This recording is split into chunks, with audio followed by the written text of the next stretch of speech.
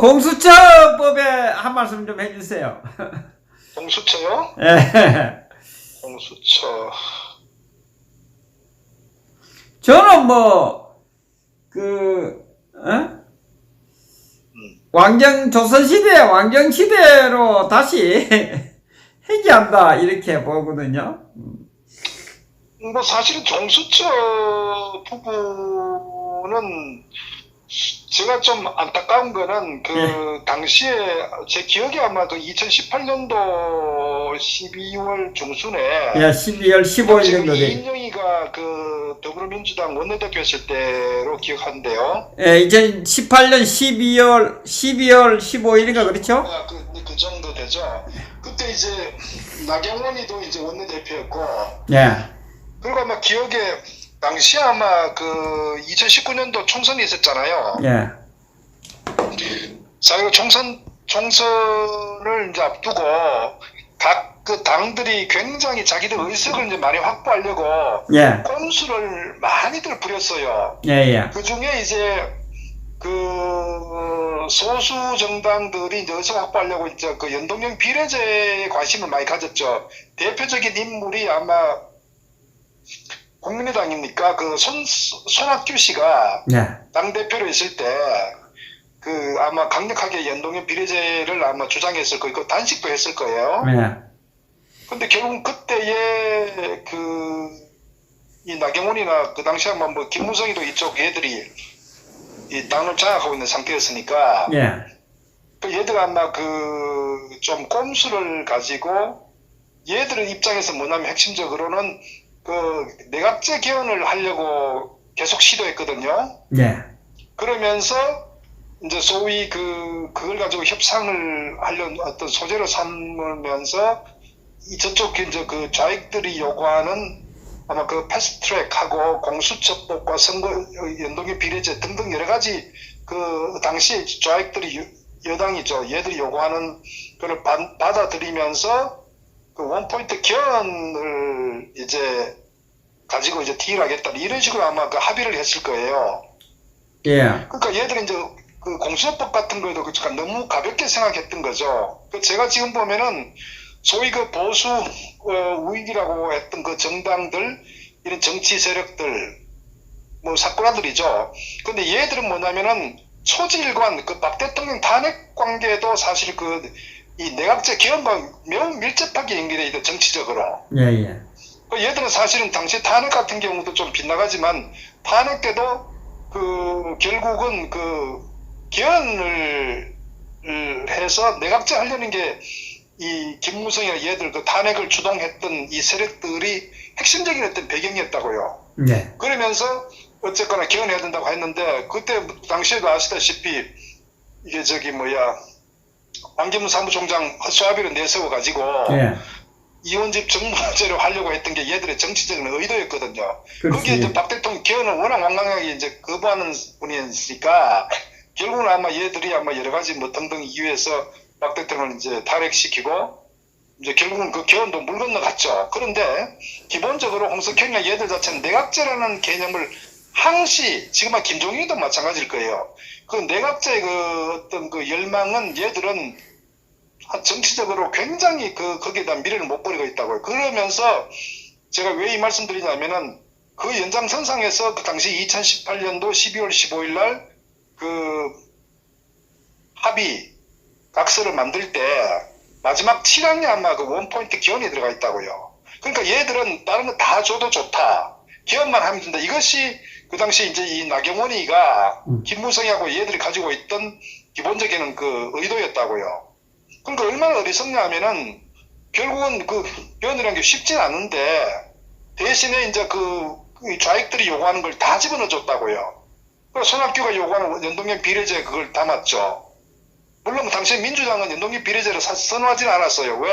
자기들은 사실 양당 체제로 가면은 훨씬 의석을 많이 차지하기 때문에 연동형 비례제는 소수 정당에게 유리한 그런 구조였단 말이에요. 예. 그러니까 이인영이는 원치 않았죠. 그러나 그 당시에 이제 어쨌거나 얘들 공수처법이나 어떤 패스트트랙 이런 거 태워가지고 자기들이 이 좌익들이 계획하는 어떤 정치 노선, 정치 시나리오를 자기들이 이제 가져가기 위해서는 어쨌거나 합의라는 게 필요하니까 결국은 그런 이제 배경하에서 2018년 10월 15일 날 이런 합의가 이루어졌고 결국 이제 그 이후에 결국 아시다시피 이 소위 나경원이나 이 김무성 얘들 원하는 걸 얻은 건 하나도 없었잖아요. 그러니까 네. 결국 이용당한 거거든요. 그러니까 꼼수를 부리다가 이용당했는데 결국 그 연장선상에서 현재 결과가 현재 연동형 비례제가 결국 아니 지금 공수처법이 결국 이제 통과됐지 않습니까? 예. 그러니까 얘들 어떤 정치적인 판단이나 정무적 어떤 판단 자체가 너무너무 아마추어예요. 이 좌익들에 비하면은. 좌익들은 자기들이 원하는 게 있으면요 끝끝내 관철시킨다고요. 예. 그리고 또 하나 얘들이 간과해야 되는 건 뭐냐면 이렇게 생각했다고. 자기들이 만약에 나중에 정권을 잡아오면은 어차피 그 공수처법은 자기 자신들이 다시 또 이건 뭐 원점으로 돌릴 수도 있고 또 자기들이 유리할 수도 있기 때문에 이렇게 좀 굉장히 한가하게 안이하게 생각했던 거예요. 예. 예. 결국 이 모든 어떤 그 오늘날 이 공수법의 이 결과 같은 경우도 결국 나경원이하고 그 당시 김무성이 정치 이 사쿠라 세력들이 내각제 특히 한번 상대방을 꼬셔가지고 예. 합의해서 관철시키고 하는 그런 정치적 꼼수 의도에서 비롯됐는데 결국 뭐냐면은 완전히 자신들이 얻은 걸 하나도 없고 이 좌익들이 원하는 걸 다 내준 그런 결과죠. 그러니까 저는 기본적으로 자업자득인데 그러니까 정치를 이따위로 하니까 결국은 모든 게 그냥 뭐 다 날아가 버린 거 아니에요. 지금도 얘들을 아직도 정신 못 차리고 있잖아요. 지금도 아마 김정희 얘들도 아마 내각제 호시탐탐 노리고 있을 거예요. 그러니까 사실 공수처법이 굉장히 이제 이 좌익들은 자기들 그 임기 내에 대한민국의 어떤 구조, 틀, 이런 그 이념 체계를 완전히 사회주의로 바꾸자는 게 이 좌익들이 어떤 그 시나리오거든요. 예. 왜냐하면 김대중 때나 노무현 때도 자신들이 어떤 그런 걸 이루려고 했지만 당시에는 이제 소위 그 보수 건전한 보수 야당 당시에 뭐 이회창 씨도 있었고 박 대통령이 있었고 뭐 또 이명박 MB부터 해서 당시에는 야당이 굉장히 탄탄하게 어떤 구조를 갖추고 있었기 때문에 예. 김대중이도 마음대로 못했고 노무현이도 마음대로 못했잖아요. 예. 그러니까 이번에 어쩌면 탄핵이라는 이 불법 사기 탄핵을 시켜가지고 저들이 원하는 거는 결국은 이제 어떤 정직불을 찍겠다는 게 정치적 시나리오란 말이에요. 의도란 말이에요. 예. 예. 그러니까 얘들은 자기들은 모든 수단 강구를 해서 요 문재인 이 집권 기간 동안에 대한민국의 틀을 완전히 바꿔버려가지고 보수가 회생불능 상태로 만들자는 게 얘들의 정치적 목적이고 의도란 말이에요. 그렇지. 장기 집권 뭐 그렇게 만들면 이제 장기 집권을 할 수 있으니까. 예. 그러니까 그러한 측면에서 결국은 뭐 입법 사법 행정까지 완전 장악하는 게 매우 중요하고 언론까지. 예. 그러니까 장악하기 위해서 사실 가장 중요한 건 검찰을 어떻게 무력화시키냐가 중요하단 말이에요. 어차피 입법부는 자신들이 완전 의석을 다수로 확보했기 때문에 마음대로 지금 완전 하는 여건을 만들었잖아요. 뭐 검찰은 무력화가 아니라 검찰을 장악 아니겠습니까? 그러니까, 예. 그러니까 결국 뭐냐면 언론을 장악하고 예. 예. 입법부를 장악하게 되면 법을 마음대로 자기들이 이제 예. 만들 수 있으니까 그거는 이루었단 말이에요. 예. 근데 검찰 같은 경우도 사실 이제 윤석열이를 앞세워가 처음에 우리가 이제 그 보수 우익 그 세력들을 적폐로 규정해가지고 예. 윤석열이가 완전히 그 초토화시켰잖아요. 예. 그 윤석열이는 굉장히 문재인의 그 충실한 주구였단 말이에요. 개였단 말이에요. 개. 예. 윤석열이는. 충견. 예. 그러니까 서울중앙지검장 때 윤석열이는 문재인의 개가 되어가지고 보수를 완전히 괴멸시키는데 1등 공신 앞장을 섰거든요. 예. 자, 그런데 그 이후에 이제 자신들이 좀 더 어떤 여러 가지 뭐 이런 다양한 형태로 이제 이 전국 끌어가는데 이런 이제 좀 어떤 불법적인 여러 가지 이제 비리가 이제 발견되는 데 있어서 윤석열이 또 이제 뭔가를 좀 하려고 하다 보니까 이제 갈등이 이제 빚은 거 아닙니까? 예. 그러니까 결국 이제 자신들이 뭐냐면은 이 민정수석에서도 이 검찰을 컨트롤하려고 하는데 이게 보니까 자기 뜻대로 이게 안 될 수도 있거든요. 그렇지. 예. 그러니까 그것도 이미 예상을 했단 말이에요. 예. 왜 검찰 조직이란 게 결국 이제 자신들이 얘기하는 거하고 정치적인 어떤 그 조직과 좀 다르기 때문에 예. 그러니까 이걸 컨트롤하기 위해서는 뭐냐면은 청와대 조직 하에 자신들이 컨트롤할 수 있는 그런 검찰 위에 옥상옥을 만들어야 되거든. 네, 예. 그게 이제 공수처법의 핵심적인 배경이란 말이에요. 예, 예. 그러니까 얘들 공수처법만 완성시키면은 검찰 무력화는 완전 끝나버린 거거든요. 그 경찰 같은 경우도 쟤들이 완전히 이미 장악을 했잖아요. 예. 우리가 집회 때도 많이 봤지만은 경찰은 완전히 이제 청와대 끈앞풀이 돼 있잖아요. 완전히 뭐, 그러니까 정말. 결국은 자신들의 어떤 정치적 목적과 목적을 이루기 위해서 마지막에 남은 하나의 그 일종의 그 걸림돌이 이제 검찰이었는데 그것을 이제 통제하기 위해서는 이제 공수처법을 통과시키면은 완전히 이제 끝나버리는 거죠. 예. 그러니까 이제 결국은 그런 측면이기 때문에 얘들은 수단 방법 가리지 않고 이 공수처법을 통과시켜야 되거든요. 사실 이제 탄핵 때도 보면은 결국 검찰이 윤석열 이하 특검 얘들이 결국은 이제 허위 조작 날조해서 분위기를 몰아가지고 탄핵을 시키는 어떤 하나의 그 배후 세력 아닙니까? 예, 예. 그러니까 얘들도 그렇게 당할 수가 있거든요. 예. 언제나 자신을 물 수가 있다고. 그렇지. 자기들이 그렇게 될까 싶어서, 어? 그럼요. 자기들이 힘이 빠지면은 항상 어떤 이 자신들의 어떤 미친 개천하고 자신의 목을 물 수도 있다고 판단했기 때문에 예. 그러니까 저걸 통제하려면은 결국 이제 공수처법을 만들어서 그 공수처장이 이제 결국 모든 현재 어떤 그 정치적으로 민감한 사건들을 전부 다 가져가서 그거를 자기들 불리한 거는 무마시켜버리고 또 상대적으로 어떤 그 자기들 어떤 전국을 수행해 나가는데 어떤 걸림돌 된 거는 잡아가지고 전부 기소시킨다거나. 그러니까 이렇게 되면 완전히 이제 뭐 전체 국가로서 완성이 되는 거죠. 사실 지금이 이제 끝났다고 보면 되는 거예요. 저는 냉정하게 봐서 예. 끝났다. 사실 이제 저들이 그러한 의도를 갖고 있더라도 강한 야당, 강한 보수 야당이 존재하면은 이게 어느 정도 그 막은 것도 쉽지 않겠죠. 어느 정도 견제가 가능하다고 보는데 지금은 김종인 같은 그 사쿠라가 완전히 장악을 하고 있는 상태이기 때문에 예. 그럼 완전히 쟤들이 스스로 먼저 이렇게 앞장서서 그 이중도 노릇하지 않습니까? 그러니까 사실 보면은 지금 현재 우리가 뭐 입법, 사법, 행정 분리돼 있었지만 지금 뭐 입법부 같은 거 완전히 끝나버렸죠. 검찰도 완전히 이제 끝났죠. 경찰 넘어갔죠. 언론 완전 통제돼 끝나버렸죠. 마지막 남은 야당 이조차도 이중대로 완전 가버렸죠. 어떻게 해요? 그 다음 거기다가 코로나를 가지고 전국에 활용하는 이런 식으로 9시 되면 문 닫아버리는 이런 넌센스의 어떤 코미디를 하고 있는 이 상황인데 그럼에도 불구하고 어느 누구도 목소리 못 내잖아요. 견제 세력이 없죠. 예. 그러니까 이 상황이 현재 전국 전체 자체가 이렇게 돼 있단 말이에요. 그러니까 사실은 마지막 일말의 어떤 희망사항이 이제 검찰 내 조직들이 저들이 박 대통령을 목을 물었듯이 결국 얘들도 나름대로 어떤 그 문제는 목을 흔들어야 되는데 문제는 이 좌익들은 이미 그걸 알기 때문에 선수를 쳐버렸잖아요. 그러니까 얘들이 공수처법 목숨 걸고 결국은 이렇게 자신들의 뜻을 관철시켰단 말이에요. 그런데 이런 부분에 대해서 한심스러운 결국은 자락을 깔아준 게 나경원이 김무성 얘들, 김성태하고 걔들 조직 아닙니까? 예. 그러니까 이 인간들은 내각제, 그러니까 자신들의 어떤 정치적인 입지를 지속시키기 위한 내각제라는 그 하나 때문에 나라를 완전히 망가뜨렸잖아요.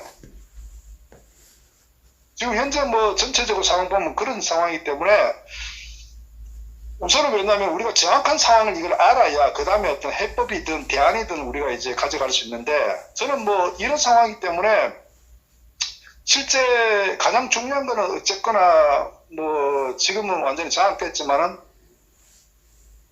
할 수 있다면은 또 해야 된다면은 어쨌거나 좀 강력한 그 야당 재건이 저는 첫 번째다 이렇게 봅니다. 예, 예. 지금은 뭐 솔직히 말하면 백약이 무효라고 봐요. 그 결국 윤석열 같은 경우도 저자들 보면 굉장히 간절하고 저는 봐요.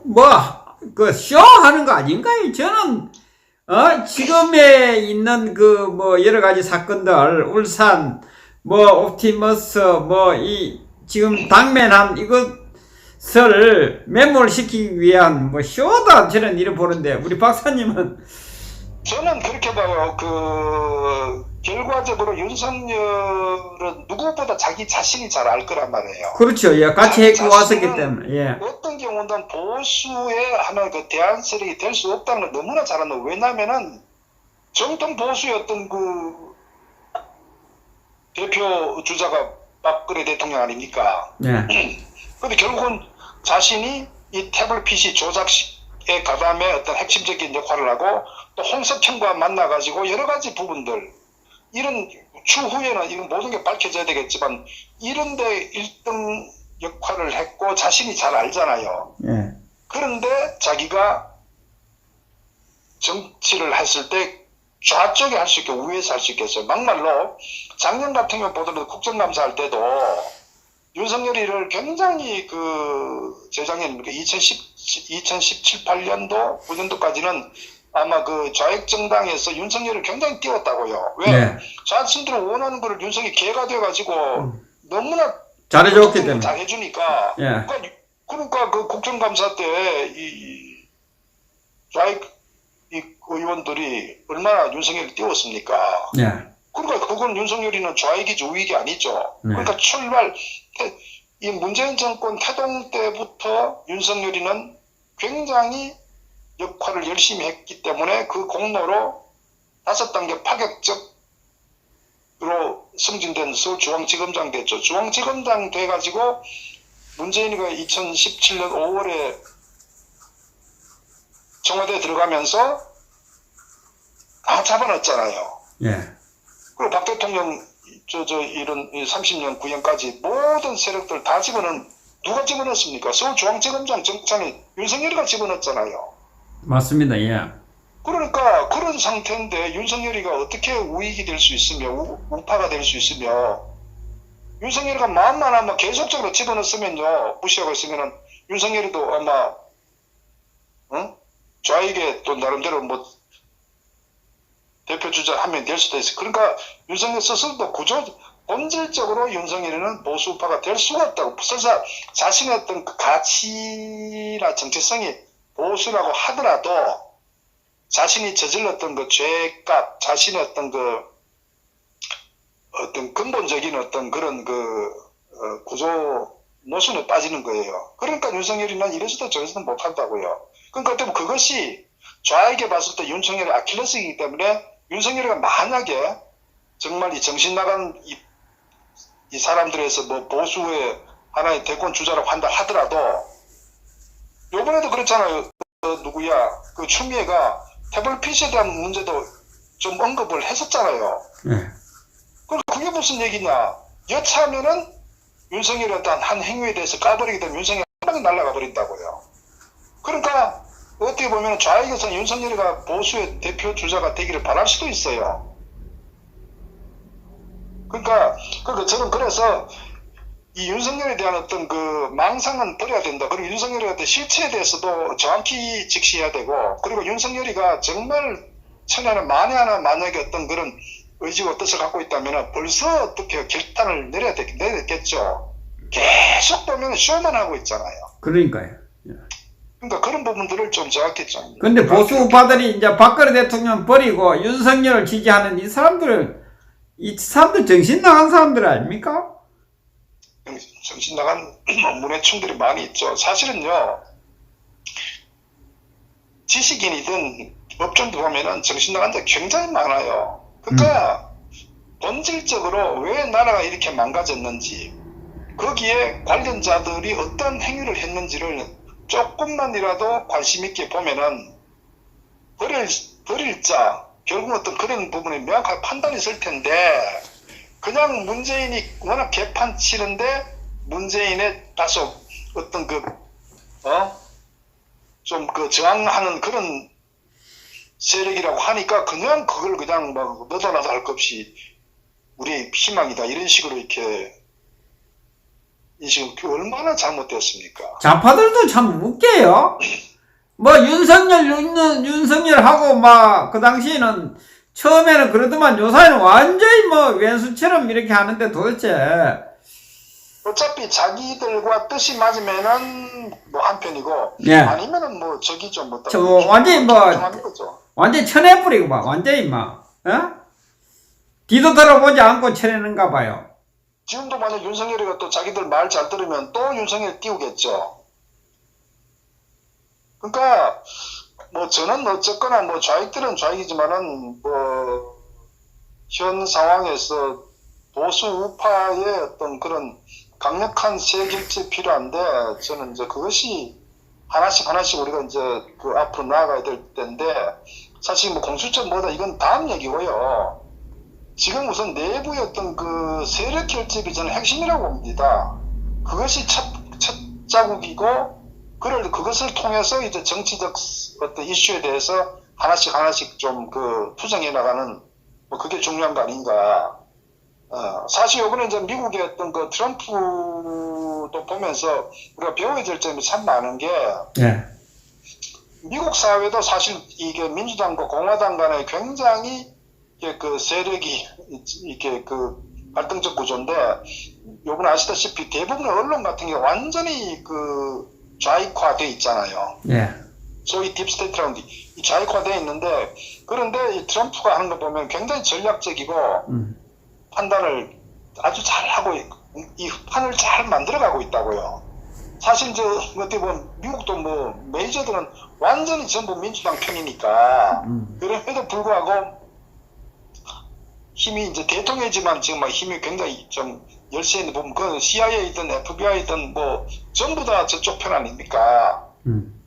그럼에도 불구하고 지금 트럼프가 어떤 그 이 판을 만들어가는 걸 보면은 굉장히 전략적이다. 그리고 자신들 어떤 공화당 내의 어떤 세력들을 결집해가지고 힘을 모으는 그러니까 모든 상대하고 싸우려면 우선 우리 편을 강하게 결집을 시켜야 되거든요. 국민들의 또 지지도 받고 그죠? 그러니까 그 전략적으로 그러니까 1차적으로 뭐냐면 옛날에 박 대통령 그런 말씀을 눈덩어리를 뭉치려면은 일단 눈덩어리 뭉쳐서 굴려 나가야 되거든요.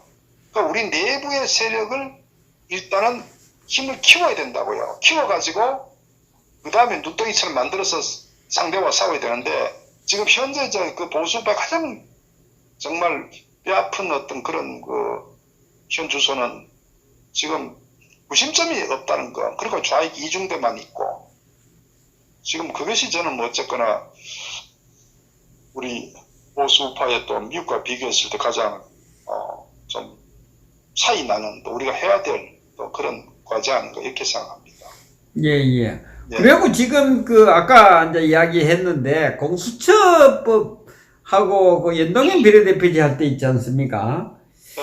이때를 한번 돌아보면 저는 연동형 비례대표제를 열 때 그 이 문재인 정권이 워낙 못하고 있으니까 여론이 자기들 그 지지가 많이 놓을 것이다 이렇게 보고 연동형 비례대표제를 한 거 아닙니까? 지금에 와서 보면 그 비례정당을 만들었지 않습니까? 그죠? 제일 먼저.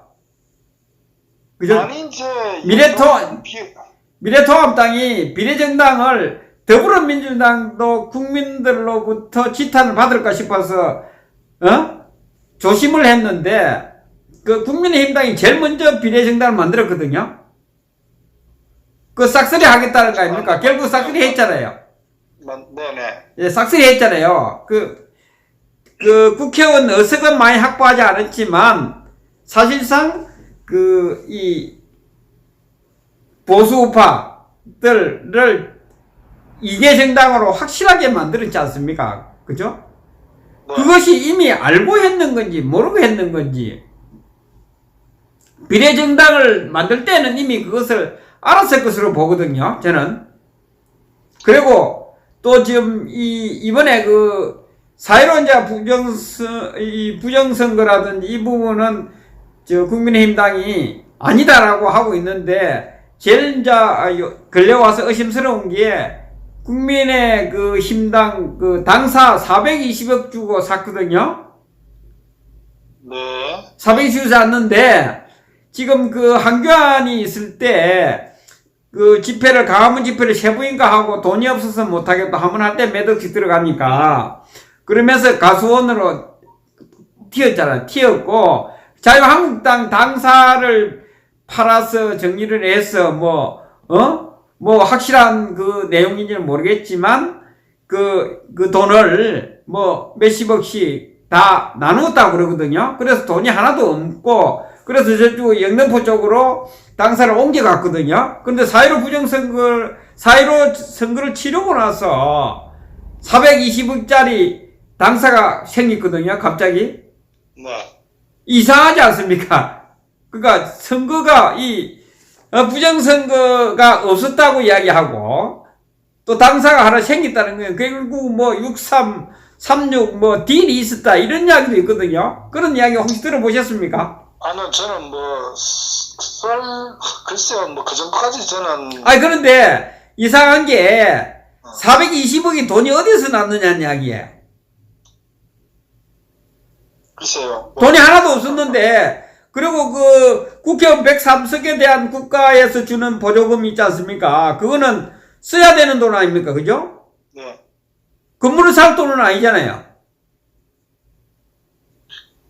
자기 자산 하는 거는. 당 운영하고 이런 거 있잖아요. 그거 다 써야 되는 돈 아닙니까? 그래서 이 부정선거 부분이 이제 미국 것이 밝혀지면 밝혀질 것을 보는데, 하여튼 참 국민의힘당은 참 언제까지 우리 국민들을 가지고 놀라고 하는 건 모르겠어요. 근데 제일 중요한 정당이란 건요, 가장 핵심적인 가치와 정체성을 어떻게 갖고 가느냐 핵심이거든요. 저게 보수냐, 막말로 좌익 진보든 어떤 등등 자기 나름의 어떤 그 정체성을 명확히 해야 되는데, 현재 국민의 진당 같은 경우는 소위 그 좌익들 주사파이들하고 혼재되어 있는 완전히 구조 아닙니까? 그러니까 어떤 정책에 대한 이념에 대한 스펙트럼 자체도 저게 이제 보수가 아니다 보니까 저게 중도다, 자유는 버리자, 보수 간판 떼자 이런 얘기 나오는 게 정당으로서의 어떤 기본적인 ABC 자체를 망각했단 말이에요. 그러니까 그것이 지금 소위 지금 국민의 진당이가 하는 쟤들이, 그러니까 어떤 면면들 보더라도 보면은 김건식 같은 경우도 걔 원래 전라도 좌익 정당 세력 아닙니까? 주사파는 막말로 굉장히 빨갱이라 말이에요. 쉽게 얘기하면은 빨간물이 들은 사람 아니에요. 그러니까 그리고 또 무능한 국민의 옛날 안철수 때 그 정당에 온 세력들도 많이 있고, 쟤들이 보면은 그렇게 온갖 험담하고 비판하고 그렇게 욕하던 사람들이 한 지붕 아래서 어떤 같이 정치를 한다. 이게 어떻게 빨주노초 파남보고 섞여가지고 어떻게 정당을 가르쳐갈 수가 있어요. 그러니까 5.18 같은 경우에 대한 명확한 입장도 안 가지고 있죠.